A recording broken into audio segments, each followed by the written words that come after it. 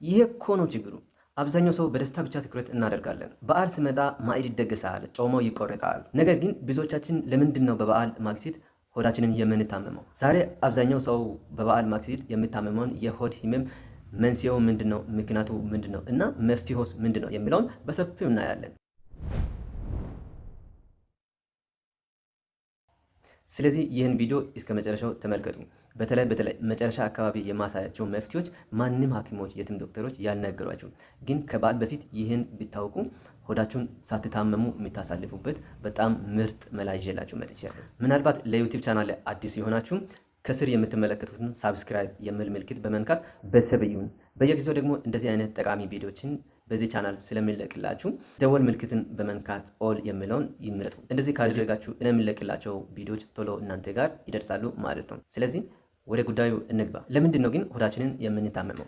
ጮማ ወይም ስብ የበዛበትን ምግብ ስንመገብ ጨጓራችን ያችን ምግብ ለማድቀቅ በጣም ትቸገራለች፣ ደግሞ የረጅም ጊዜ ይፈጅበታል። ስብ የበዛበት ምግብ ወይም ጮማ የበዛበት ምግባችን ከጨጓራ ወደ አንጀት የሚሄድበትን ፍጥነት ያዘገያል። ይሄ ደግሞ የሆድ መነፋት እና ቁርጠትን ይፈጥራል። በተጨማሪ ሰውነታችን ስብን ለመስበር ወይም ለማድቀቅ ከፍተኛ መጠን ያለውን ሐሞት ማምረት ስላለበት ጉበታችን እና ሐሞት ከረጢታችን ላይ ጫና ይበዛበታል። ስለዚህ በዚህ ሰዓት በሆዳችን ውስጥ የተለያዩ መጨናነቆች ሊሰሙን ይችላሉ ማለት ነው። የሆድ ቁርጠት፣ መነፋት፣ ማገሳት የመሳሰሉ ነገሮች ሊፈጠሩ ይችላሉ ማለት ነው። ስለዚህ እንደዚህ ነው ማለት ነው ሆዳችንን አብዛኛው ጊዜ የምንታመው። ታዲያስ በዚህ ሆድ ህመም ከመሰቃየታችን በፊት ምን ማድረግ አለብን?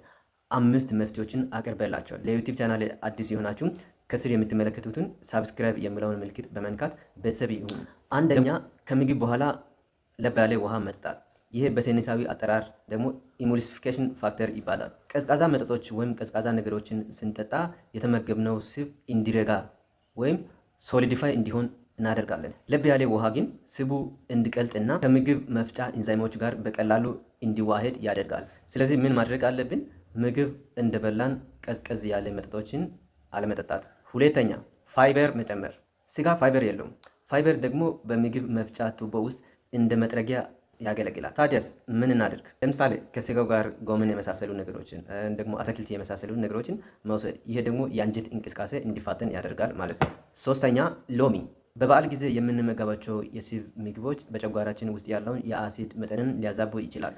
ሎሚ ወይም አፕል በጨጓራችን ውስጥ ስቦችን ለመስበር የሚያገለግለውን አሲድ ወይም ሃይድሮክሎሪክ አሲድ የሚባለውን እንዲያመነጭ ስለሚያነቃቃ በጣም ጠቃሚ ነው። ስለዚህ በአንድ ብርጭቆ ውሃ ግማሽ ሎሚ ጨምቆ መጠጣት በጣም ጠቃሚ ነው። አራተኛ፣ ከመጠን በላይ አለመብላት። ሰውነታችን በአንድ ጊዜ ሊያመነጭ የሚችለው ኢንዛይም በጣም ውስን ነው። ደግሞ ከልክ በላይ ስንበላ ምግቡ በጨጓራ ውስጥ ለረጅም ጊዜ ሳይፈጭ ይቆያል።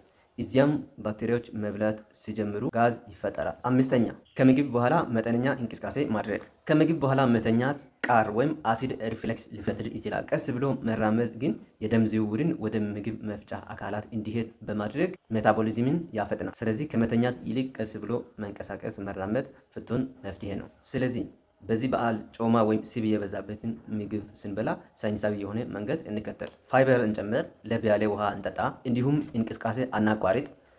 ጤናማና ደስታችሁን የምታጣጥሙበት በዓል ይሁንላችሁ። እንኳን ለትንሣኤ በዓል በሰላም አደረሳችሁ፣ በሰላም አደረሰን።